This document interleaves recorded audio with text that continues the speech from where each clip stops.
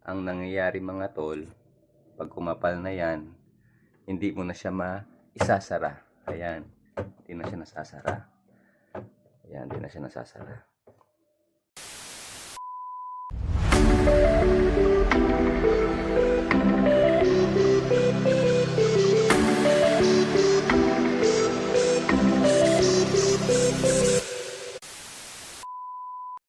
Kondura inverter, single door o one door only. Kung naghahanap ka ng mga katulad ng gantong review, para sa ito. Ang mga gantong refrigerator mga tol ay may disadvantage. Kasi kailangan mo laging i-defrost. Hindi kasi ito yung no frost o non-frost na ref na hindi mo na kailangan i-defrost. Ito mga tol ay kumakapal yung mga yelo niya o kumakapal yung yelo niya dito sa baba at dito din sa kanyang door. Pag mga katulad na type ng mga door na ganito na nasa loob, yung freezer na door niya ay mahirap pala. Ang disadvantage naman mga tol sa nakita ko dito at hindi ko nagustuhan itong door niya dito sa freezer.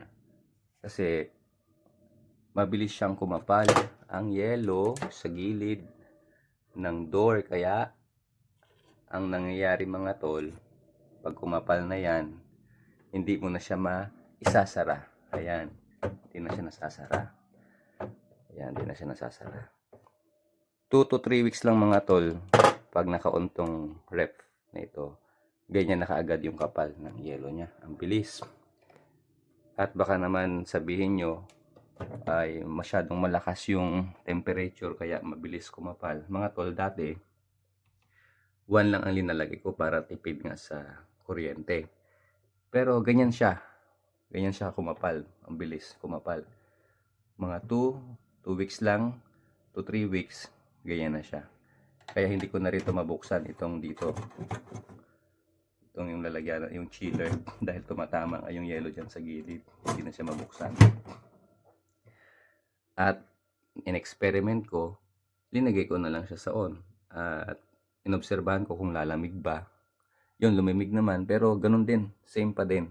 Kahit na sa on lang siya, hindi na siya sa number 1. Ganun pa rin siya kumapal yung yellow. So, ito yung disadvantage mga tol ng ganitong ref. Pag bibili kayo at ganito yung door niya. Hindi ko lang alam kung sa ibang brand ay ganito siya. Ito mga tol, yan yung kanyang model. Kondura, one door lang. So, ayan mga tol.